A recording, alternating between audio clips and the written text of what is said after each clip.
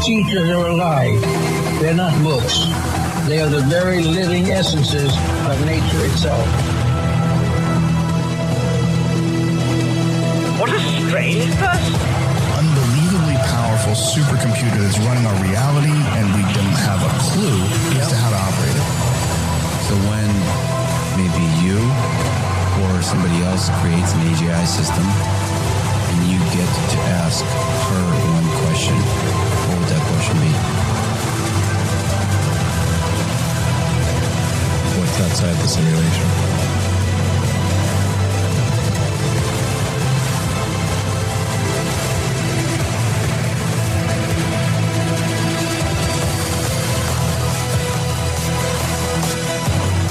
Say in your mind, say to yourself, I am more than my physical body, because I am more than physical matter.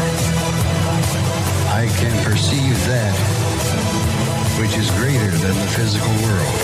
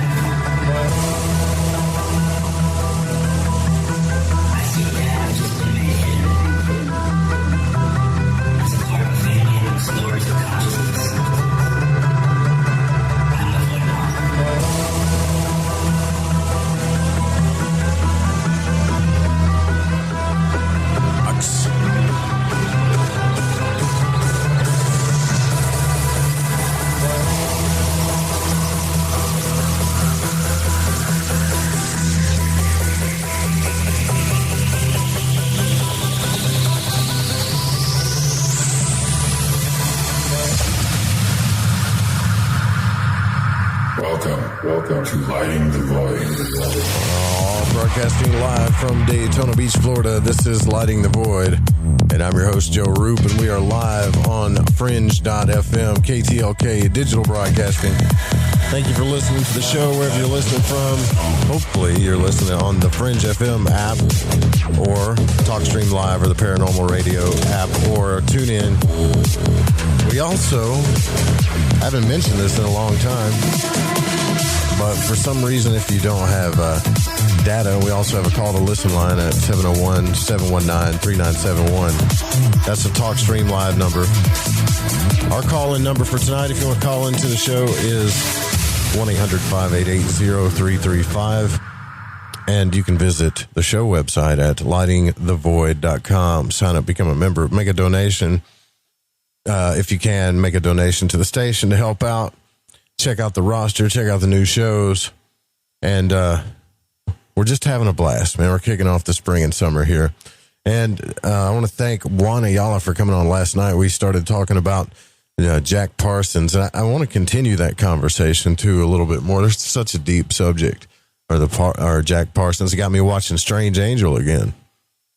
But tonight, we have a very special guest who's going to be on with us. Shawn Graham is here from Chasing the Truth. And there's a show that airs on Dark Waters Radio, as well as is syndicated with us here at Fringe FM on Saturday nights. And he's been doing the radio show for quite some time now. And it's a fascinating show. It's a lot of storytelling. It's fun Saturday nights. People call in. You can also grab it on YouTube. And we love having Shawn here on the network. But Shawn has been on the show. It's been a while, but he's had a near-death experience. And I don't think I got to talk to him about this last time, but I've not talked to a lot of guests about that. But we know as a near-death experience is supposedly a profound personal experience associated with impending death or when we die, and researchers claim that a lot of people have the same characteristics that happen, like they feel like they detach from their body, or they feel maybe like they're levitating, or there's serenity or warmth or even terror sometimes. So tonight I want to hear Shawn's story. So thanks for coming on the show, Shawn. It's good to have you, brother. Hey, thanks. Thanks for having me on, man. Yeah, Appreciate coming back. I love having you on the network too, man. To have a cool Saturday night call-in show like that is it's really fun, honestly, because you get the phones ringing. I don't know how you do it, bro, but you get the phones ringing, and I love it. Oh man, when I first started doing it, I dreaded open lines, unscreened open lines, and then all of a sudden it's like I love doing it. You never know when you pick that phone up who's calling, unless I recognize the number if I get a frequent flyer caller. Yeah. Outside of that, I've got some crazy stories out of that over the years. I've been doing this for over 4 years now. 4 years. And, yeah.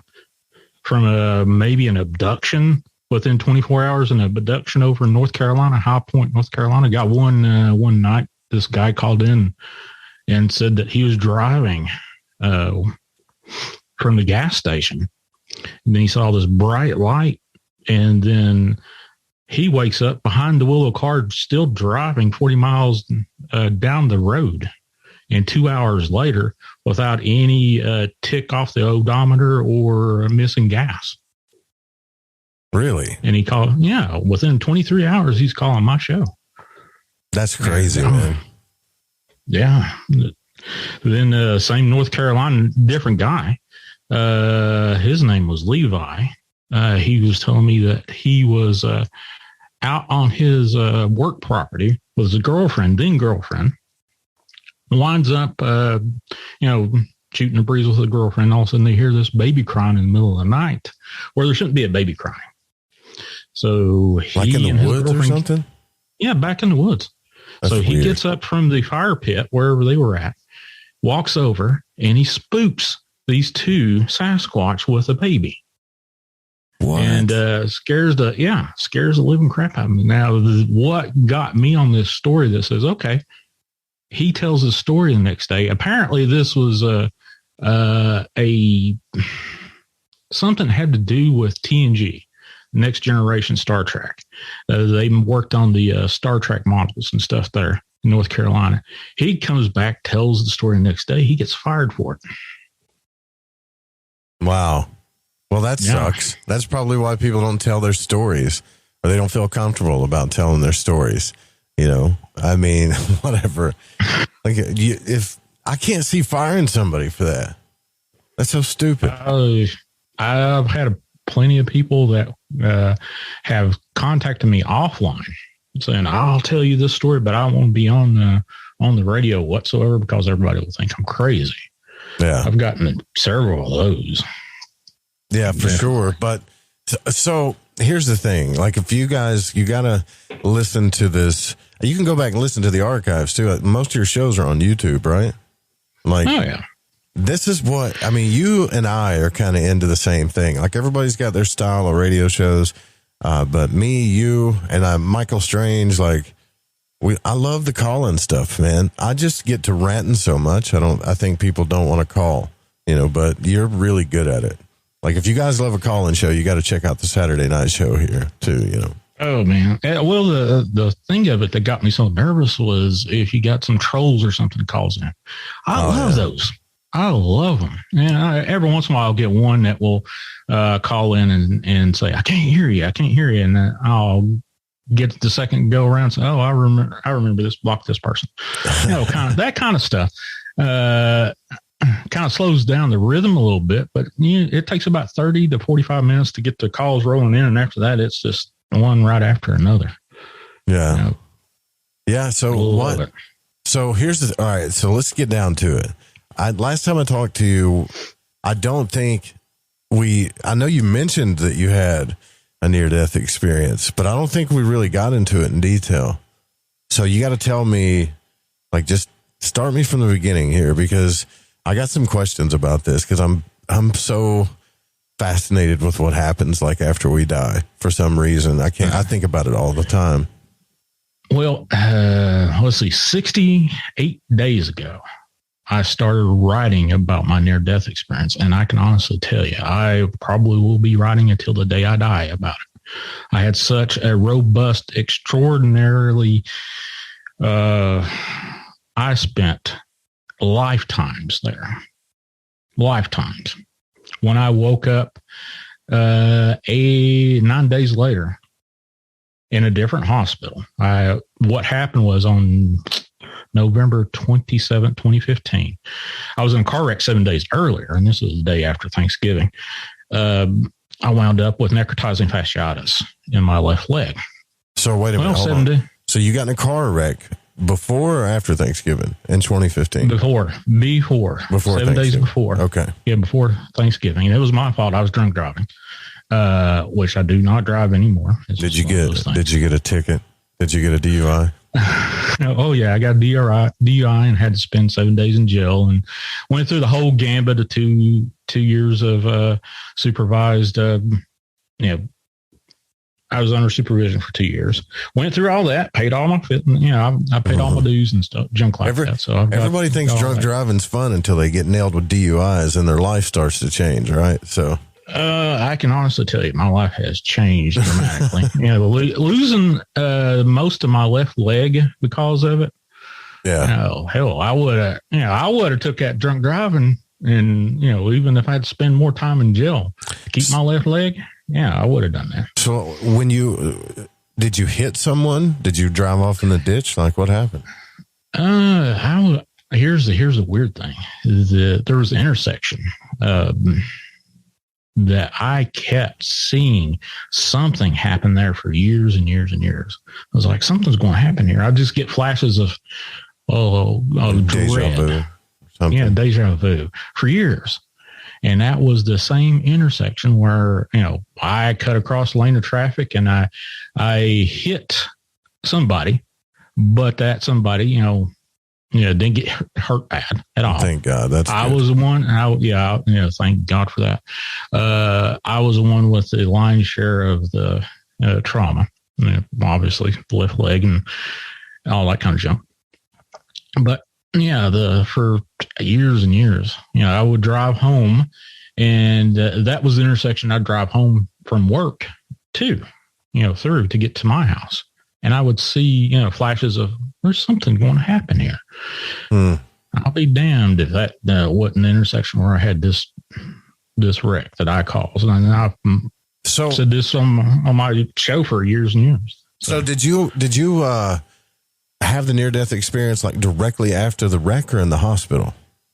No, let's see. 7 days later, I wound up in the hospital, in the emergency room, and a doctor that I've known for years, he looked at me and said, "Well, I have to take that left leg, Shawn." Oh man! He said, he said, you got a 30 to 40% chance of surviving the surgery. And then he pushed drugs on me, and he said, "You got to name who's going to be, who's going to be your managing your medical care." So that had to have been like the worst news you could ever get at the time. Like, I'm going to lose a leg. Are you serious? Well, if you saw my, I'll have to send you a picture of what the leg looked like. You'll probably go, "What shit?" Excuse my language. No, it's all right.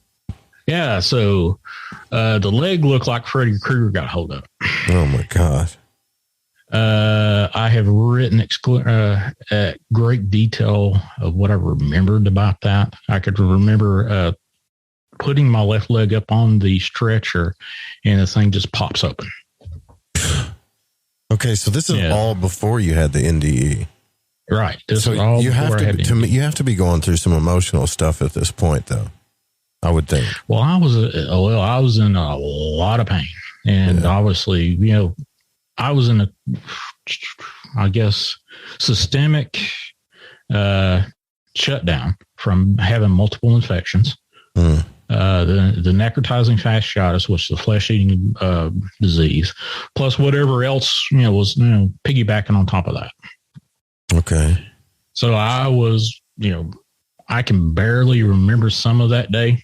I can remember calling my sister and saying, "Hey, my leg don't look that great." So did you got an infection? Is that what caused you to go under or almost pass away? Well, it started out my left leg, left shin, right below my knee, was stuck up underneath the dashboard, and I physically had to hit my left knee to get it out from underneath the dashboard. And I could really hardly walk on it, didn't break it or anything. Went to the emergency room, then had a big old honking bruise on that shin. Yeah. And that turned out to, I got an infection somewhere with the flesh-eating bug.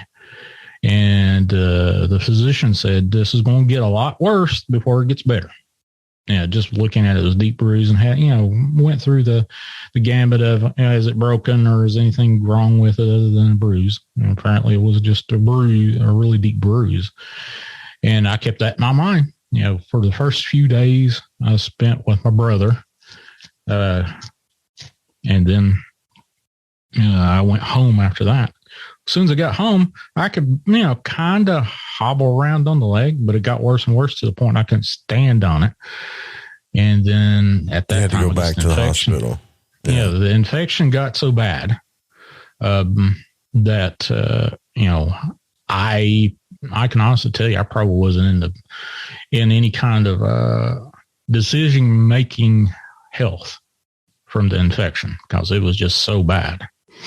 Now, can I ask you a dumb question? Sure. Are you still drinking now? No, I hadn't touched a drop since the 20th of November 2015. I don't know why. That's probably the worst question I could ask you right now, but it just popped up in my head. No. So, actually, I think about drinking and I get nauseated.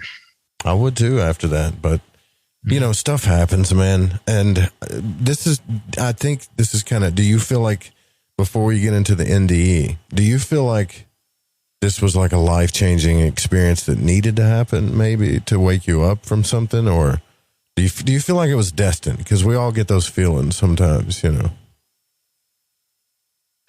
Well, I look at it from the point of, I look at it from a point of view, God said, hey, you ain't paying attention to me now. I'm going to have to do something that you really will pay attention to.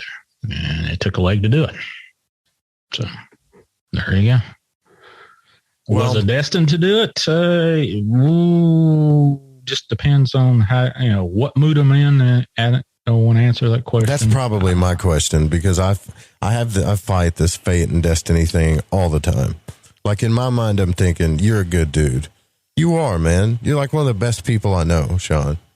And like I don't know if you had a drinking problem before, or you just had one night out or whatever. I was a raging alcoholic at that time. So I had to, something had to happen. But my point is like, I hate this idea that things need to happen to people. Like there needs to be some type of suffering for people to change. Right. But then again, that's that whole destiny fate. It could just be cause and effect, man. You know what I mean? But the fact is that you had a near-death experience, and I want to hear about it. But first, before we get into that, like I need to know, was it a good experience, or did it scare you, or what? Because I got to prep people for this. Yeah. Well, it started...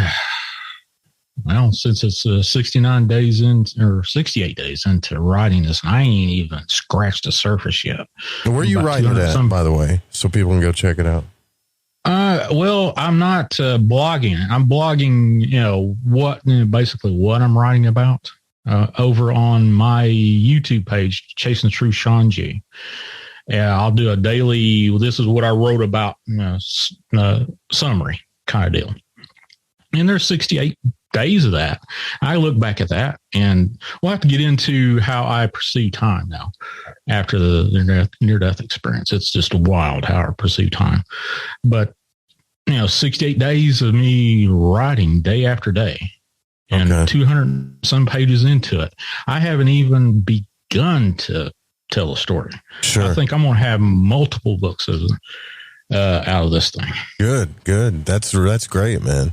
So, since we only got 3 segments here, you're back, or 3 more segments. You put yourself into the hospital, and then what happens? Let's see. After I said my goodbyes to my brother and sister, because at that time when the friend of mine that I knew for a while, the surgeon, said, hey, you're going to more than likely have a better than a coin flip of dying. I already assumed I was going to die. So I, at that point, I said goodbye to my sister. I said goodbye to my brother. And I said, hey, bro, I've got a life insurance policy. It's in your name. You're the beneficiary of it. and told him how to get it and all that kind of stuff. So I already knew that I had all that covered. And then the drugs started working on me. And I said a quick prayer, said, please forgive me for all I've done. And I went out. After that, I went into a void. A void? And a void. Like, the only thing there was my thoughts. Whatever I could bring in, nothing tangible was with me. Not my body, not being able to see, yell, scream, or anything. That's kind of what Dan Lopez talked about when he had a pretty bad experience with alcohol too, and said he heard himself screaming or whatever, or he thought he heard someone screaming when he was in this void thing, and then woke up and it was him screaming, because he said it was just this kind of like what you're talking about, man. That's spooky. So could you see anything? I tried to scream, but I couldn't hear myself scream. I couldn't hear myself breathe. I couldn't feel my pulse. I couldn't feel anything. It was just my consciousness there. Nothing. Absolutely nothing there other than just my thoughts. Dude, I'm not trying to make a joke out of this, but you sounded like the rock monster on Fantasia. The nothing. That's what it sounded like, dude. That's how it really was, though, wasn't it? There's nothing there. Huh? It was. That was literally it. I couldn't tell you how many years, eons there, and then it was just over like a snap of a finger. Wait. Hold on. So you're telling me that you went to this place and you spent years in this place? Yeah, it felt like it. Bro, that sounds like absolute torture. No, not torture. I mean, it taught me a lesson of what was meaningful, what actually was valuable. Yeah. I don't know. We can go over 3 or 4 hours of just talking about what that experience was. We'll just do this. I like can touch on it, and we can, Yeah. Okay. Well, we'll go through. What I brought along with me was, who I loved, all the thoughts and stuff, all the bad stuff. I kind of went over everything, in my head. But after the void, some other junk happened, which, we can get into another segment. Yeah. Make that entire segment. So the point is when you went in, you don't remember transitioning into the void or anything. You just. No, it was like I fell asleep and then I woke up into a void. And the weird thing was I could feel my consciousness enter and leave this void. It was like I fell asleep in the void, wake up in the void, fell asleep in the void, wake up in the void. If that makes sense. Does it make sense? Yeah. So you are aware that you're conscious, but yet I'm aware. What about like your senses though? You don't feel anything, see anything, or nothing. Nothing. Not a thing. That's so weird. Nothing. And actually, I live in a haunted house, and before the near-death experience, I was kind of scared of this freaking house. Now I don't have any problems with it whatsoever.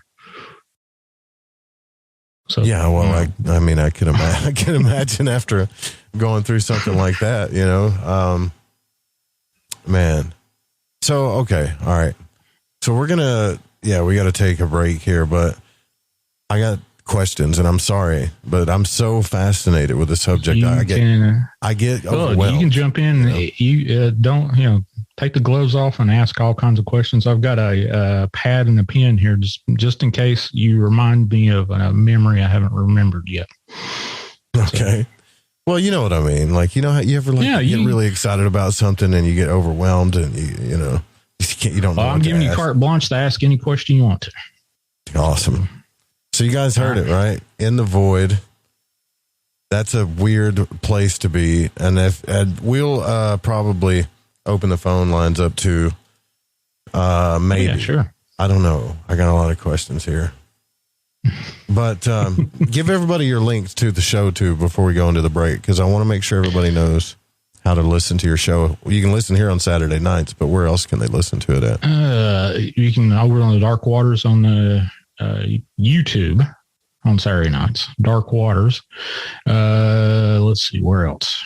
Not tune in. The Paranormal Radio app on the Dark Waters channel there too. And your fringe.fm. Love it. That's right. All right, guys. We'll be right back. Short break here. Stay with us. Don't go anywhere. What time does it air, Shawn? Because I'm all over the place. 7 p.m. Central. 7 p.m. Central. 9. And it goes on forever. Yeah, it goes on forever. I usually just keep on going until I say, well, okay, I don't do 5-hour shows anymore. I've done a couple of 5-hour shows just based off of you keep calling in and I'll keep answering the phone. Right. Yeah. And you get lots of people call in too, man. People love you. I think you know why. Oh, yeah. Why people love you, dude, because you're a nice, you're just a nice country dude, man. You don't get upset about nothing. I've never heard you get upset ever. Like on I don't like drama. The thing of it is, I absolutely despise drama, but drama tries to follow me, and I'm like, okay, whatever. Yeah, that's about it. But, well, speaking of drama, the Void sounds pretty dramatic, man. Oh, that, the Void. So you're in the hospital, you go under, you think you might die. There's a good chance you could die. You say your goodbye. Yeah. Right? You tell everybody goodbye just in case. Tell your brother you got an insurance policy, you're going to take care of him. That's sweet of you. And next thing you know, you're in a void. And all I remember from before the break is that you said it felt like you were there for lifetimes. Like years, Absolutely. Actually, is what you said. Well, here's a little teaser. I did not remember this is for another segment later on in the show. I remember seeing through the eyes of one specific angel, which I'm not going to name any angel names whatsoever, watching this angel watch stars born and die. And he would, it was like seconds on the clock to him. So you saw an angel watching stars? I saw through that angel's eyes. What? Watching stars. And this thing was so fascinated by watching the stars, born and then blink out. And it was like seconds on the clock to this thing. But that's later on. That will, I have trouble with time myself. Time is in fast forward all the time. We might have to do a whole damn show on what happened in the void, like one of these days. Well, sure. Why not?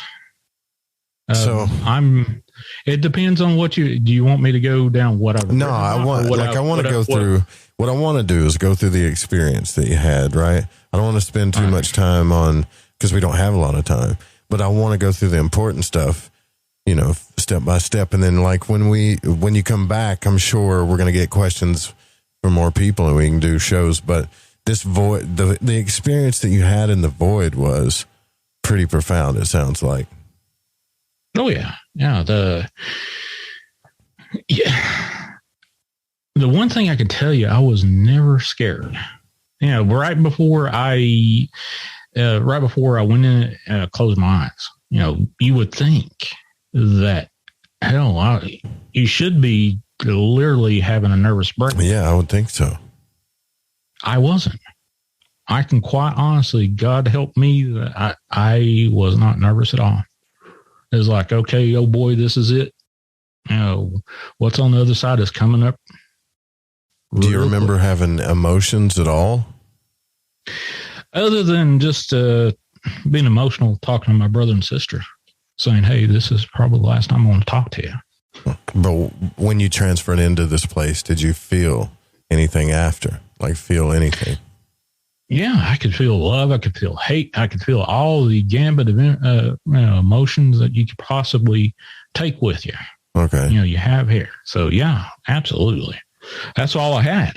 That's literally all I had was remembering what was most precious to me. That's what kept me going. So when we, some of the people we've talked to over the years about near-death experiences, they talk about feeling detached from their body or levitating or total serenity, even warm feelings, right? Like experiencing heat or dissolving into a presence of light. Sometimes you hear about tunnels, and then there's negative experiences that people have. So let's kind of move past the void and maybe we can come back to it. Okay. I'm sure people want to know, did you go to a place? Was there a heaven? Was there a hell? Like, did you go anywhere? Let's see. There was, I actually wrote about 7 gates. 7 gates. I have touched on 4 of them that I went through. So you went through gates. I describe them as gates, but like with the void, that was my first gate. Falling asleep and then waking up into, it was. Yeah, I would say that was a gate. But yeah, there's plenty to touch on. If you want to talk about hell, I can talk about hell. Right. So don't take me through the gates. I want to hear this, man. You don't have to ask me. Just go from where I'm asking you. Like, what are the gates? What was the next gate? Okay, next gate, which I'm currently sort of halfway writing about this. And actually, hold on just a second. I got to write this down. Something just reminded me of something. The next gate in this void, total pitch black. It'd be like being if you were as a splunker and you turn your headlamp off and nothing there. Okay. I see this one eye open up and glowing, but they're right in front of me. What? And it is a reptilian eye. That's not what I thought you was going to say. At all. And then it slowly closes. Here's the caveat here. There is another guy that I am aware of. I've got his number. I've left him a voicemail. He's got this damn eye tattooed on the back of his hand. And he had the same experience, or part of that experience that I had. I have not yet talked to him yet, but I know he had that, he had seen these eyes. So you saw a reptilian eye outside the void. Mm-hmm. Just one eye. Well, that was the start of it. Okay. The start of it. This is like I said before, it was like I'd fall asleep in the void and wake up in the void. Fall asleep, and it was like all of a sudden there was nothing there. I didn't dream, didn't do anything. Then I wake up and I'm like, okay, I'm still in the void. Then this eye pops up, open, looks at me, then slowly closes, and I'm back in the void for, indeterminate amount of time. Then all of a sudden, another eye pops up, not in the same position. Same, likewise. There was yellow, green, red, and blue shades of these eyes. One would open up, and another one open up, and and then close, and then another one open up, and another one, and it was like I was surrounded by these reptilian eyes. I was in the middle. Imagine being in a snow globe, and you're the center point of the snow globe, but outside the snow globe is all these eyes opening and closing. That's so freaking weird, man. That's so weird. I've never heard anybody say anything like that in my entire life. So I'm thinking about heaven, hell, tunnels and stuff. And you're talking about a globe of multicolored reptilian eyeballs.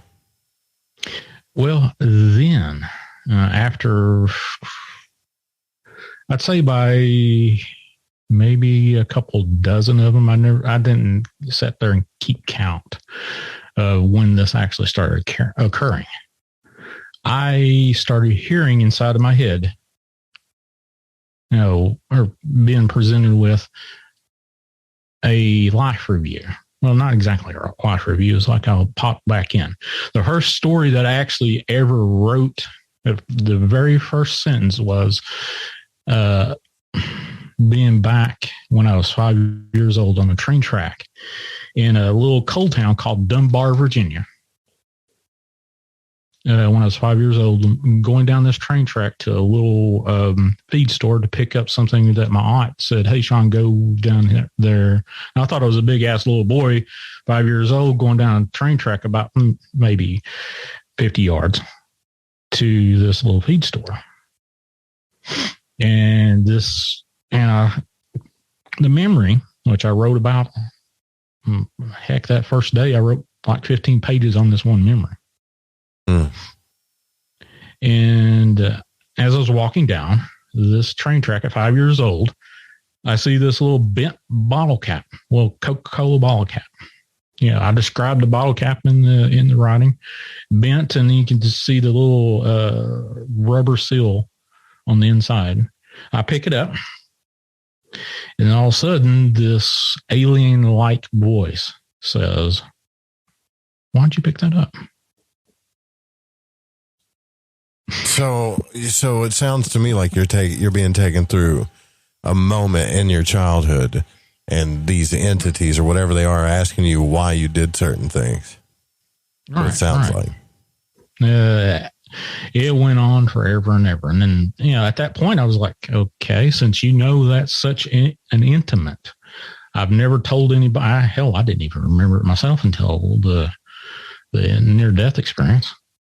Yeah, because our memories are so skewed to begin with. So was it vivid? Like, yeah, this is exactly what happened, that kind of thing, or was it a skewed memory? No, it was like I was reliving it. I went through multiple points of my life, even to a point where actually in this house, I've told this story many times in my house about my house being haunted. Yeah.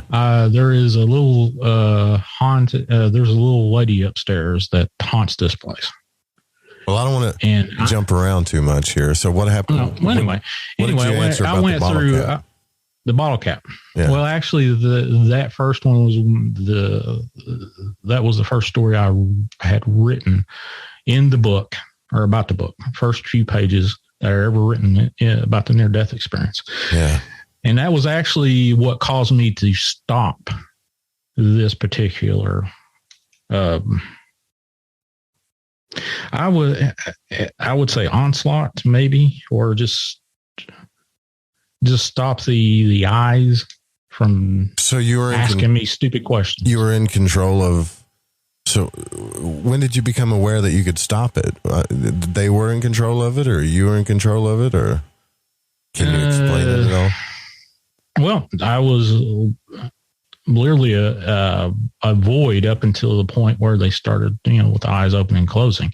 Then I would get to, be propelled into a certain memory. Like, there was this one... I'm going to probably not date myself. I'm going to probably tell a couple of weird things real quick. Back in history class, circa 1983, maybe 4, something like that, when I was 13 or 14 years old in a history class. And I was actually cheating on a freaking test for whatever reason. And I had a piece of paper that I had pulled out of a notebook, and it had all kinds of junk on it. It wasn't my cheat paper at all. Actually, I had a couple answers written on the desk, and the thing of it is the teacher comes up to me, rips the paper off, and then looks at it and says, "Oh, I thought this was your cheat paper." I was like, I was in 3 shades of nervous, or 50 shades of nervous. And thought I got away with it. And I got another stupid question of why did I use a pencil instead of ink pen? What the hell are they? See, this is the weirdest thing I've ever heard. This is quite possibly the weirdest near-death experience I ever heard. So I understand live reviews, whoever these things are, and they didn't ask you why did you cheat or anything like that. They asked you why didn't you use a pen or a pencil? Yeah. Most of the some of the questions kind of congruently made sense. Why did you have this type of emotion, or like why did 5 years old pick up a damn bent bottle cap? Well, I'm 5 years old. It was red. I liked Coca-Cola at the time, and okay. So I'm thinking, do you like stunt? What is it? Stunt cock is asking in Discord. Were you going in between consciousness? Like, were you waking up in and out of sleep while this was happening, or were you totally out of your body at this point? No, I was not in my body at all. Up until I started writing the near-death experience, I did not think I visited my body, but I did. And that's hold that over to a later segment or whatever. No, but to understand a near-death experience, like, did you die in the hospital? Did they have to bring you back during surgery or anything like that? Well, for the first 3 days, and I actually have friends that took care of me on the ventilator. They said that they literally had no hope for me living from moment to moment for 3 days. So you were in like a coma or something for 3 days. I was in a coma for 8 days. Okay. All right. But the first three, I was so sick they couldn't get a central line on me, which a central line is where they go and cut down and poke a big, large bore needle IV into your neck. I was so sick, so shut down that they couldn't do that. I only had one IV, from what I understand, that they was actually, for whatever reason, they put on me. If they didn't have that IV in me in the ER, I wouldn't have made it. But it took them about 3 or 4 days, and I think I still got I got a scar on my neck from the little puncture hole from the central line. And then I've got a puncture line on the brachial line, and then I've got one for an arterial line on my right arm and stuff. But I was so sick for the first 3 days. My sister even told me, first 3 days, they said, don't expect him to live through the night. And the weird thing is here's a little bit of what I have written about. I went through alternate timelines where I actually did die. Well, so you were showing your life as if you died. Right. Can you absolutely take me through one? Like, did it show you that you died like after the wreck, or? It showed me where I died on the table, and I actually saw death over me at the table, which is kind of weird to explain. What did death look like? What was that smell? I'm smelling perfume in from my microphone. You're freaking me out, bro. Like, man, I'm literally smelling women's perfume in my house, and I am the only one that lives here, and I'm definitely not a woman. I definitely don't wear cologne whatsoever. But yeah, I'm smelling perfume right now. Very heavy perfume. Do you know what kind it is? Yeah, it just smells like a woman's perfume. You don't know the names of them or stuff. Okay. No. Well, no. Let's just maybe a woman is listening and she's visiting you right now. Who knows? But that's weird. That's freaky. But I want to know, like, what this death thing looks like. Can you try to describe it? How did you know it was actually death?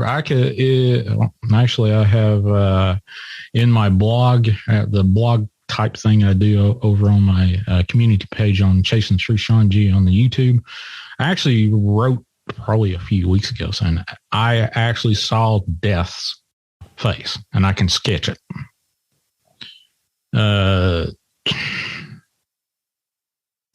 It is. I'd hate to say this. It's kind of cheesy, but it's a black face. You can sort of see features on it of different people, different authentic, or just different shades of everybody that you ever know in that face. I gotcha. You know what I'm talking about? Yeah. If that makes sense. You see a lot does of not have familiar eyes. features is what you saw in one face that And had lots it was of more. familiar It was features. just morphing. It was just every person that this thing had touched, it morphed into. And one of the things is maybe a little bit later we can get into it. I actually tried to describe what the devil's voice sounded like, so we can get into that a little later if you want to. Well, I mean, first off, you have to understand, like, when people tell me they've had a near-death experience, I've had a few people. I had one really famous guy who went to heaven or hell and all this stuff on the show a while back. I forget his name, but people have kind of a regular story. It sounds to me like you got a book here, man. So I don't know how you remember all this stuff. It's freaking crazy. It's weird. But anyways, I'm going to stay on this death thing. When you're asking about like what death looked like, do you mean that like it was different ethnicities, like different colors of people? Anything and everything that this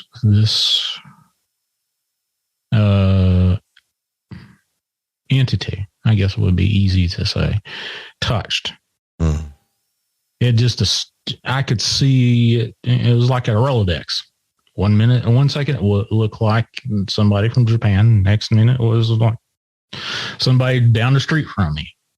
You know, even I think I even seen my grandfather's face in that death. Oh crap! I got to write that down. All right, I knew it. I would have to write stuff down. So, yeah, I did not feel anything from it. It was not an evil presence. It was not a good presence, other than it was a presence in front of me. But that was just one of those alternate realities. And my current girlfriend, I've known for like 20 years, was in this alternate reality. At the time when I had, all this stuff with the leg and surgery and stuff, we had broke up, and I kind of pushed her out of my life, knowing that I had a pretty severe alcoholic problem, and I didn't want her to go through all that kind of crap with me. So I pushed her out of my life, and I saw her go through all kinds of stuff. And I actually asked her about it. I said, "Were you in your truck praying for me?" And she said, "Yeah." Oh, man, that's crazy. And then I saw her on my grave, which I'm not going to go into the great details, but that's where, that's kind of weird to say, hey, I saw my own grave when, obviously I'm not 6 feet under. But I seen my grave next to my dad, which at that time my dad hadn't passed away. He actually passed away on the last day I was in the rehab, 3 months of rehab. But I saw my, laying where my brother's grave is now. So that's kind of weird. But you want to go back to death. Death didn't make any noises or anything like that at that time. Later on, he did speak to me, but once. What did he say? Here's one of the reasons why I've talked to other people. The two people I've actually shared some of the writings with. I said, "Does this sound like weird? Why, this thing was over me, and it looks up at me, and it says," I was actually saying it in third person. I wasn't laying in bed. I was with an angel that was with me throughout the entire experience, except for the void. The angel wasn't there. I was with the angel, looking, from the perception. Here's the weird thing: the perception that I had, the abilities that I had to see from every angle, up close, far away, up, underneath, inside, out. It was like being omnipresent, but being able to digest every aspect of that perception, every perception all at once, and just be able to. So what are you trying to say? You said it? Like, what did it say to you?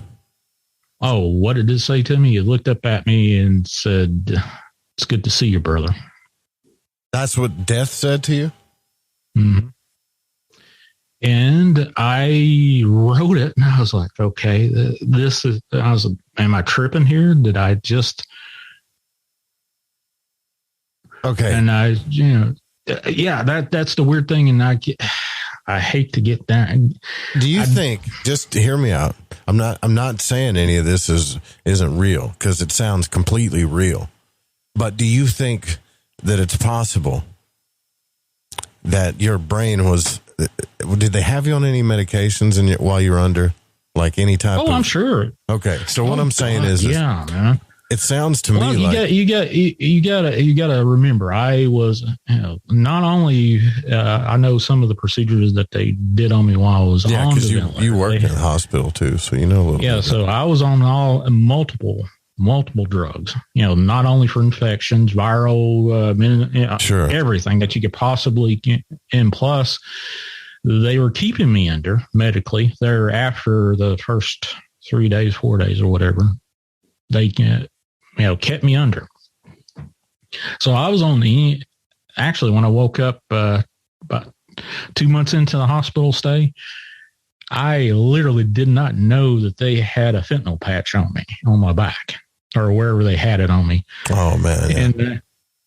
And the nurse said, okay, raise up. I got to get your patch off your back. And I was like, what patch? Said, your fentanyl patch. Well, the reason why I ask is I'm not doubting your experiences. I think you had these experiences, but how you were conscious, what I'm wondering is how you were consciously interpreting them, right? Because if you're filtering things through your brain and your body's on drugs, it would almost be like you're filtering things. It could be. I don't know. I'm just assuming here. If you're in we got one of the roles that I had, I was over an EEG lab and a sleep lab. So I, was pretty well versed on what happens when you're in a coma and how much brain activity you have. So I would dare say I had almost zero brain activity, if minimal, on the coma level drugs that I was definitely on. Okay. So, all right. Well, let's go with that then. Because you know more about it than me. So the death said, hey, good to see you, brother. Damn, I can't imagine things are going to get any more like normal after this. I know we're at the top of the hour, but this has got to be the strangest near-death experience. If I could share what I have, if I could share, which I can't. There's one book I will never share publicly. Actually, I am trying to figure out how I can pass it down through probably about 3 generations. You talking about the book you're writing? One book. I'm right. I think I'm going to write about 6 or 7 books out of this before I die. Well, I hope some of you got some questions. We're going to do, I think we're going to do one more segment maybe, and then maybe the last 10 or 15 minutes of the show have people call in or whatever. But, all right. I mean, this is just the jump start here of Shawn Graham's near-death experience. Don't forget, you can hear a show too right here on the Fringe FM. It's Saturday nights, 7 p.m. And it goes on all night. And people call in, they tell their stories. It's a fantastic show. He's also on Dark Waters at imdarkwaters.com too, which is also a station sponsor. We'll be right back. I usually, when I come back from the break, I know how to do a recap, but I honestly, this has been so freaking wild of a near-death experience. I have no idea how to recap this. Yet Shawn had a wreck.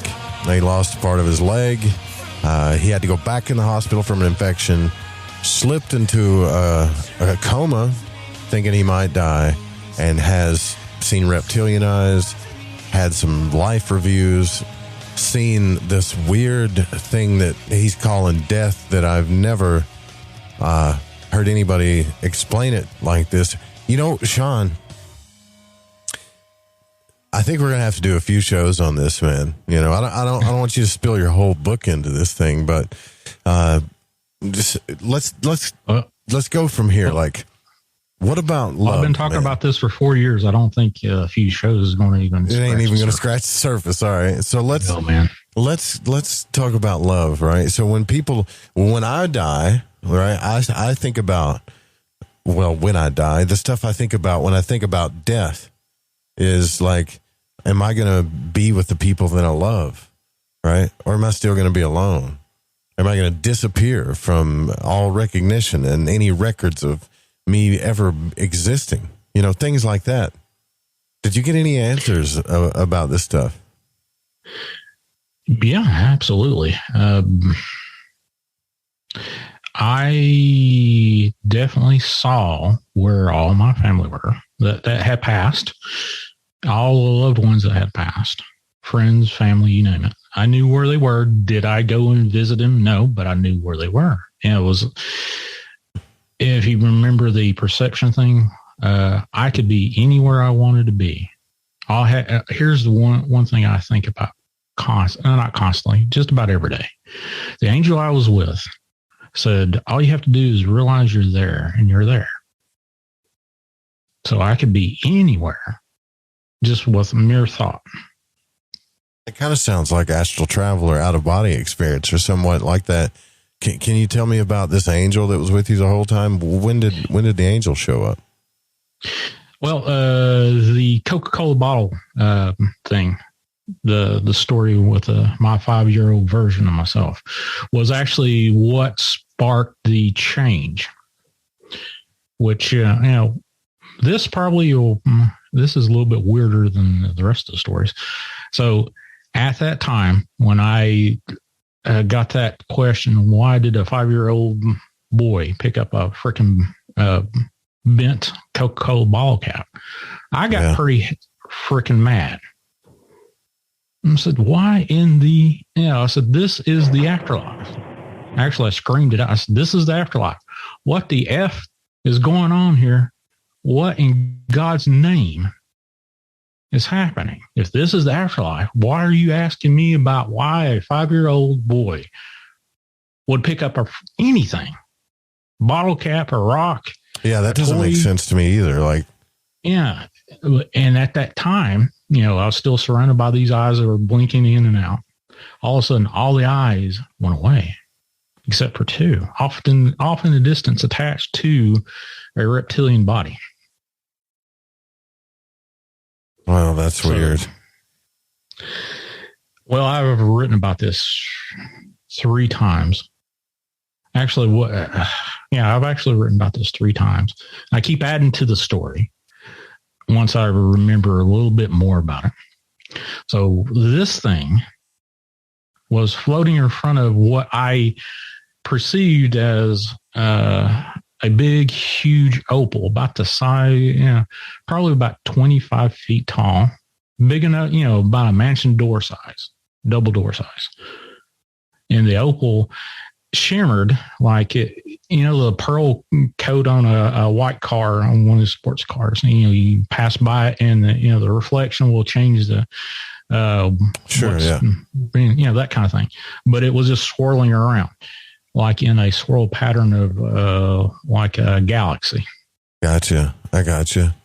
That's so crazy. So it was peering into that, and I don't think we want to go down this part. No. But we might. But let's take this phone caller here real quick, because I'm curious to what the audience has questions for you too. It's like 402. Looks like Nebraska area. Who are we speaking with? Who's in Nebraska? What's up, Joe? It's Brian, man. What's up, Brian? Hey, man, I'm at work. I was just working away listening to this show, and I had to jump out and come outside, call, because I totally got the hit on the perfume, almost right before he said that. When he smelled it? Yeah. Yeah. Almost, it was at the very top of my nostrils, inside. It was really strong. I got that, and I got, I've seen the eyes before that he's talking about. I don't know, maybe I didn't hear it right, but I've seen them. It's not a negative. I think sometimes when you're just kind of getting that far out there, I think some things kind of like wake up. I've seen like a lot of them all at once, and then I've seen some really large ones, and I've seen some, you know, smaller ones and stuff like that. But they always kind of look tired. They look like lazy eyes, you know, and they're like a gigantic, like 30-foot eye, and it just like is opening its eyelid, and it just kind of looks at you. Did it look like that to you, Shawn? Like lazy eyed, maybe? No. They weren't lazy eyed. Actually, what I'll have to do is I'll text you the tattoo of the dude's back of his hand. That is about the closest representation I could possibly give to you. Sure. Look like. Well, Brian, I know you got a good question for Shawn. You have to, man. You got a question for Shawn? I don't know that I have a question. Some of this stuff started happening to me early in the beginning of my stuff. So I know there's a lot to go through. And, you know, just from our other conversations and stuff, Sure. I know that there's lots of stuff out there. You know, I don't know. A lot of people get kind of weirded out by it, but nothing has ever happened that's been negative. I know that there's a lot of links to, you know, the whole psychopomp activity that goes on out there, especially if you've had near death. I mean, if you've been over and back, I think you kind of have a signature. So, and that signature can kind of prompt some other things to happen. But what he said, 4 or 5 years ago this happened? Yeah, 6 years ago. Yeah, 2015, right? Or around then, 2015, 2016. Yeah, November 27th, 2015. Yeah. I'd be paying attention and really be kind of sensitive to everything that happens from here on out, because a lot of times this stuff starts up and you just have links to things that don't make sense, and sometimes it doesn't make sense right away, and then later on it kind of all starts all the pieces start coming together. So yeah, that's the reason why I'm writing the book. Yeah, but right. I got the hit on the perfume, like I'm still almost smelling like it right before. I was smelling it right before the show, actually. Does anybody know what kind of perfume this is? What flavor? Right. It smells like a grandmother's perfume, but not it smells like a grandma's perfume. It smells old. It smells old. I want to say like a lavender or something, but at the same time, let me say this too. I would get hits on odors, flowery kind of smells early on when I first started doing the shamanic work. And when that stuff would happen, I would always ask people if they smelled that. And people would just tell me that that's specifically for you. So if you notice that at some other time, then that's probably the link. And it'll come through differently for people. Different people get different stuff, right? I'm not saying I know everything, just what has been told to me, because I had the same kind of, I don't know. I'm sorry. You sound like you're in a wind tunnel, bro. Like, what's going on, man? I'm sorry, man. I'm at work. I'm outdoors, you know. Oh, yeah. I had to sneak out and make this call. Yeah, I got you, brother. But yeah.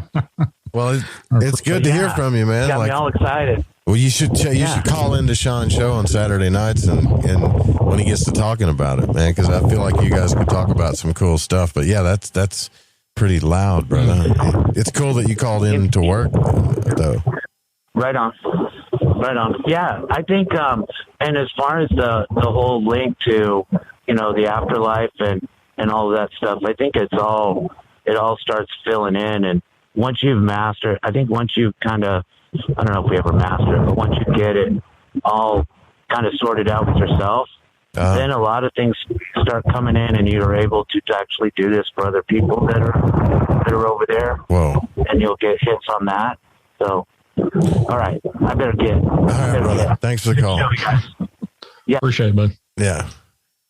Well, that's cool of Brian to call in, even though the wind was covering his voice. I think people want to call in, when they have an experience to, like, he can relate to what you're talking about, so. I have talked to 16 near-death experiences. Well, probably 20 that say they've had. 4 or 5 of them, I'm kind of on the fence whether they did much. I'm not going to drop names or anything like that. Yeah, I understand that. So I do the same thing with out-of-body experience, because people are like, yeah, dude, I was lucid dreaming one time, and I was like, that's not the same thing, man. Like, it's not what I'm talking about. But I get what you're saying. So let's go back to the angel, man, because I forget. I don't know what distracted me, but how did this angel show up? It was beside you. Okay, so the angel after, actually that was the third gate. Going through this opal was the third gate. Okay. And once I entered this opal, which, long story short, entered this opal, and it was like my senses exploded. Everything was overloaded. I was on fire. I was in the middle of an iceberg, planted in the middle of an iceberg. Acid was on my skin. I couldn't see because it was too bright. I couldn't hear because it was too loud, or I was just deaf as a doornail. The whole gambit of every sense that you ever could have on either end of the spectrum. I was going through. It's like being in the middle of New York City for the first time, waking up. Your senses are just like overridden, right? Like, yeah, it was just overridden. And I remember being in a fetal position, and then all of a sudden, I kind of got used to it. I don't know how long it was. And I wake up, and I'm definitely not where I was. Not surrounded by eyes or a void or anything. The place had form, but then again, it didn't have form. And then this entity, which, I'll have to go through the explanation of what this entity was. Very familiar, like I knew this entity. Absolutely knew this entity. And it was, from this point forward, it was not a vocalization, except for a couple times, which, don't have enough time to talk about all the times that changed the vocal, but it was more like an instant exchange of ideas, first person, hey, this is how I lived. Boom. There you go. I have multiple lifetimes that were not my own that was shared with me. But this angel, which after I explained to people, actually, I got a going joke with one of my friends. I nicknamed this angel Bob, which I now know what this angel's name is, and I'm not going to share the angel's name. But it's like somebody that you love for years and years and years, and you got your back to the door, and you're in the room by yourself, and this loved one walks into the room, and you feel that loved one. Oh, and you know who it is. You know who it is. You don't have to see them. That was at that point that up until I started writing this book, I did not remember the angel's name. Up to that point, that was the angel's name to me. So, all right. So this is really cool. So the angel that showed up, you're kind of explaining to me what it sounds like is that it was more familiar than familiar, especially when it come to love. It was. I knew this angel for eons, more or less. Yeah, because there are so many profound texts as far as the mysteries go, and even astral travelers like Monroe and all these people that talk about what's called your holy guardian angel, or an angel that's always been there to overwatch you specifically. It's pretty crazy. Well, here's what the angel said to me. I'm here to help you remember. Remember what? Who and what I was. And what is that? What did he tell you were? Or what was it? Well, I haven't finished writing the book yet. Or the books. The thing of it is I was so perplexed. that was one of the things I remembered. And when I first started talking about this, it was like, I was like, I have no clue why this angel said, I'm here to help you remember.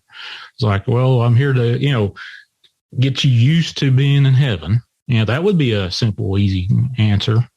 But why would it say I'm here to help you remember? And then later on, I figured out, that I had multiple lives, reincarnations. I know that sounds kind of weird since, I profess to be a Christian, but a lot of Christianity doesn't believe in reincarnation, but I absolutely do. So let's stop right here just for a second. Let's take your whole experience while you're in this coma. You're telling me that if you wrote 4 books about what happened, you probably still wouldn't be enough information. Enough. Well, I have been shown my future in this life and the future of the next life. And really? I have, actually, I wrote a little bit about it today, but not too much. I will be writing up until the day I die. Now, I don't know how long I'm going to live. Have not been shown that yet, but. So how can you remember all this stuff? Like, or does it just come to you? I don't know. It just comes to you? Honestly, I don't know. Like I said in private with you, is like, when I start writing, is like, holy hell, how the hell did I not remember that? Yeah. It was so, last week, I wrote about 3 or 4 angels. And then it was like, I remembered so much stuff that was so huge. It was more than I had ever remembered before. Just put what I remember before that instant. I remembered all that stuff about the angels. Okay. Well, then. Yeah, put that little bit that I remember before in a corner and fill the rest of the room up with what I just remembered at that point. Okay. So then we could definitely say from your experience that there is a heaven, right? There is multiple levels of heaven, multiple levels of hell, some in between.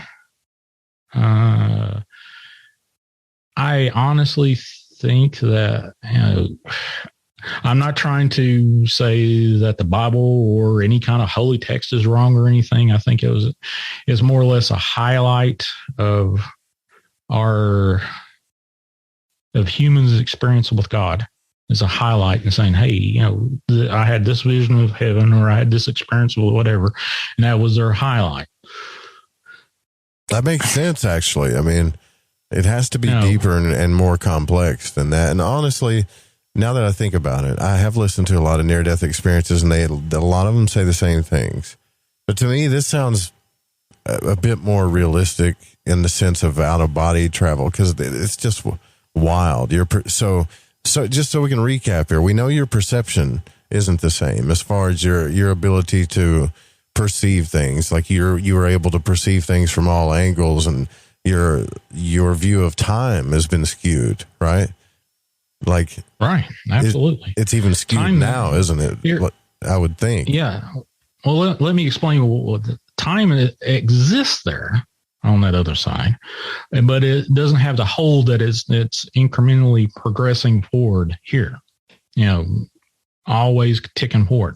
There, it's like being inside of a whirlwind, but having control of the whirlwind. You're able to spin it one way, spin it the other way, up and down, left, right, back and forth at your mere whim. You could be back in time, forward in time, or multiple points of time at the same time. There are times when I've been writing that I see 3 different time periods at 3 different locations, or multiple locations. More than I'm just picking a random number. Yeah. And is the joke of a dog looking at a squirrel. Right. I'll be experiencing something in my memory, like I'm first person experiencing it, writing about it, and all of a sudden something else happens. I'm like, well, I'm in 3 different places. how the hell did I've actually asked a couple of people and said, how the hell did I write about that? 3 different things happened in the same, or 4, 5, 6. I think I got up to about 7 different occasions, or 7 different things happened at one time that I can sort of grasp that I had them at the same time, and know I was at those 7 different points of time, place, or whatever you want to refer to them as. And, like, okay, which one did I write about? They're all pertinent. I experienced it all at the same time, or it seems like I did. So this is a problem for you writing the books too, because you don't, it's like, hey, start from the beginning to end. And since you went into the void, it all just kind of, I think that's good. You should just write, period. Just write. Well, like I said off air, that I got a friend that said, write without rules. Brain vomit as much as you want or can. And I have not quit brain vomiting. Is it dyslexic?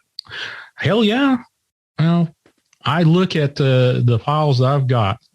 Last thing I've got, I think I got like 60 some different files with 60 different points of view of writing.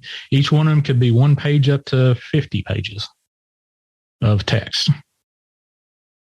And I'm still writing, and I'm still going, well, I wrote about this, and I'll shuffle through and say, well, did I write it here or here? And I was like, screw it. Let's start all over again, or start writing from where I saw this again. So I know that's, it's kind of hard to follow from a perspective of somebody listening to me and saying, okay, Shawn, what are you talking about? And that's what I'm having problems with writing this stuff. Yeah, I mean, it's hard to keep up because people why? Because people want to hear stories in a linear fashion. That's why. For some reason.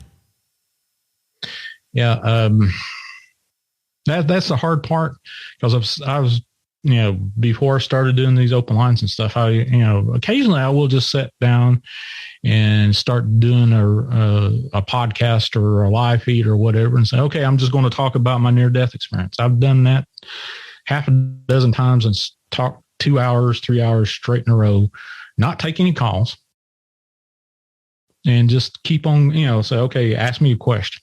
What about the near-death experience? And I'll answer the question, and it may take me 5 minutes. It may take me an hour to answer that question. But sometimes it helps me write. That's the reason I do the blogging on my community page over on Chasing the Truth Shawn G on YouTube. Some people ask me some questions that, like, I never thought about that. And I was like, holy cow. All right, well, I got something else to write about now. Well, we're going to get into some more questions here. So far, it's been pretty fascinating, actually, and I can't wait to go check it out even more. We got, this is the shortest break of the night. We'll be back with Shawn Graham here from Chasing the Truth. You can check out the show here Saturday nights on the Fringe FM, or check out Chasing the Truth with Shawn Graham on YouTube, or go to iamdarkwaters.com. Stay with us. We'll be right back. Fringe Late Night starts at 7 p.m. Pacific and goes all the way till 1 o'clock in the morning Pacific, 5 nights a week. And then in Saturday nights, we still have more Fringe Late Night. Here we got Shawn Graham as the host of the Saturday night show. The wildest near-death experience I've ever heard of in my life. And I know you get tons of questions. I tend to just want to hit you with the hard questions. I'm very excited to hear that we have a holy guardian angel, so to speak, or an angel by your side or anything. He said that he was there to help you remember. And, the classic question, is there heaven or hells? And you said, well, there's multiple layers of heaven and hell. It all makes sense to me, man. Well, so at all this weirdness, Shawn, I would have to ask you just, what is the most, let's just jump to it. What's the weirdest thing out of the whole experience that that boggles you, that you can't wrap your head around? There has to be something that's even too strange for you in this whole experience. Why am I here? To sit here and look at the sheer the cards that was stacked against me, to say, okay, why is a one-legged guy sitting in a wheelchair having a discussion with Joe Rupe about a near-death experience. How the hell did you get there? I should have been dead 6 years ago. Yeah. In the story. I look at that point. But couple of things that that come to mind. At the end of my, right before I left heaven, I hear this. I argued with God about 8 people. That's probably the strangest thing. But I still contemplate why, which I've answered the question, which I can't get into right now because I just don't have enough time. I argued with God to come back, and God wanted me to go on past this 7th gate that I haven't even touched on. But argued about 8 different people. I know right before I started writing the books, or started writing, the brain vomit stuff, I did not know but 4 of them. Hadn't met them and didn't know who they were. I just knew I argued about them. I know all 8 now. 2 of them I have not met, but I know who they are, where they are, what their names are. But at that point when God was like, okay, you need to go on, Shawn. All you have to do is just wait just a second and they'll be all here and their life will be complete and they'll be here with you. And then I just said, no, I got to go back. Then I felt God's hand on my left shoulder. And I heard him say, not just by, mind speak or anything like that. I heard him say, this is going to hurt. And then I went from being in a place where it was so serene, you felt love, there was no pain whatsoever. I felt the deepest bone cold that you could possibly ever feel. And then fall for days. I had the sensation of falling into a void where all this freaking stuff started. And then, so you fell for days, right? I would think days. I would think after, a half a day, I'd be like, the hell with it, man. Let's end this thing. Like, or something. Shit. Now I got to write that down too. I got to write about that one. It's just weird. Like, everything you're saying has weird depths to it all. Which, come on. Now I got to write about falling. What I went through my head in falling. So, get to me later, and I'll probably, a few days later, I'll probably have something written about that. All right, cool. Cool. All right. So I fall for days, and I wind up smacking into what I perceived as a body of water in a void. But I'm not wet. That's the weird thing. So here I am floating in this body of water, cold, like last week's taters. Kind of weird. That's an old cowboy story reference. Cold like last week's taters. But I can hear the water around me, and then I hear a breath. Now, I've answered this question to myself already, but for the folks that are listening or have never heard this part of the story, they've probably heard it if they've listened to me before. But I hear this breathing, and at that time, here I am. I went through all this vast experience that I just had, and I was like, "Oh, fuck it! All right, what are you? I ain't afraid of you. What are you doing?" And I hear this voice, this demonic voice, say, "I've been with you your entire life. I've been waiting for you to come back." A demon voice. Now, it was like a bestial. A what? Like a beast type voice. Okay. Bestial voice. Yeah. I got you. Yeah, bestial. So, and I've had experiences with this particular thing after I came fully back from waking up after. I've had dreams of it since then. And it's kind of weird. But you asked me what the weird thing I haven't totally wrapped my brain around. That's one of them. There's multiple layers of it. There's one I have spoke about a few times in blogging what I've written about, like what the Satan's voice sounds like Lucifer's voice, whatever you want to name that thing. So, this is one of the things that people have asked me more questions about. I've talked about, hey, I've heard God's voice. Nobody really wanted to hear what God's voice sounded like, or a death's voice or anything like that. Well, as soon as I said, what did Lucifer's voice sound like? Everybody asked me about it. I was like, all right. Imagine being in the middle of a stadium. And I'm going to explain what the devil's voice sounds like. And there's every age group that's there, from multiple, not just one. You got multiple, kids, multiple, teenagers, every age that you could possibly have. Every you heard all those voices? You hear all these voices at once. Elderly up to the point you're about ready to die, to a baby crying, to screaming them out, to crying them out, to being elated. Every emotional stage, from being the ultimate pain that you ever could possibly be in, to have an orgasm. All saying the same thing at the same time. In a stadium full of it, like if I said, my name's Shawn Graham, all of these voices are saying the same thing in every, state of elation to displeasure. Did the demon sound like, my name's Shawn Graham? Was it that kind of beastly? No, it was worse.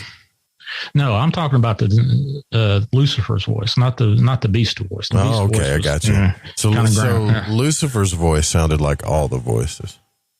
Yeah, Lucifer. The other one was kind of sounded like cinematic kind of stuff. But that makes sense, because Lucifer's supposed to be like in everybody, right? So that kind of makes sense.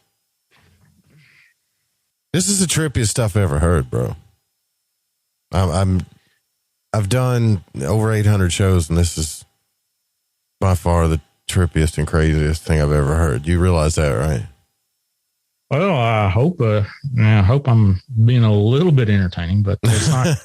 It's not entertaining to me. Other than this is what I meant to do.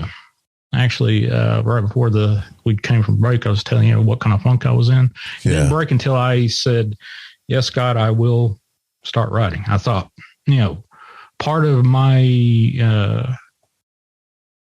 I guess, promise was to start talking about my near-death experience, like on this podcast, radio show, whatever. Sure. That wasn't it. It wasn't it. That was just a piece of it. When I started saying, yes, God, I will write this book, everything changed. I mean, when 68 days ago, when I started writing this freaking book, I was in the worst funk I could possibly have ever put myself into. Besides being an alcoholic that didn't give a half a damn about myself. But as soon as I did this meditation and was before God, which that hadn't been in that kind of state for about 4 years, maybe a little bit longer. And I said, okay, God, what do I need to do? I said, well, complete your promise.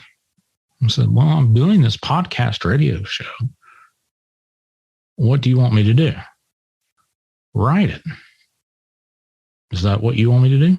Yes. Complete your promise. As soon as I said, yeah, I'll start writing, I broke from this meditation trance, sleep, whatever you want to call it. Woke up to 3 emails saying, Shawn, the night before I did a 2-hour show on just my near-death experience. Okay. And I had, it was this raw format, like I'm talking about it right now. And as soon as I woke up from it, I had 3 emails saying, I would love to help you write this book. Yeah, I think you need some help, bro, to be honest with you. Like, well, if you got a lot of jam-packed stuff in there, I've struggled all night long to keep this on some type of linear story, right? So what I'm telling you is this must be jam-packed with stuff so much that you probably do need some help writing the book. You know what I mean? Yeah, we got plenty. I've got like, actually my girlfriend was a English major. There you go. She knows how to write. But I've had other people that have published books. Steve Stockton has put me in touch with some folks, or give me the contact information about publishing and whatnot. So I am not ready to even begin to say, yeah, I'd like to go through some of this stuff and see what I can piecemeal together. It'll be easy to if I wanted to just go through the 200 some pages and put together, 150 pages or whatever. I could probably do that right now, but why? I ain't even freaking touched it yet. Yeah. Stuncock wants to know, what did God's voice sound like? God's voice sounded like,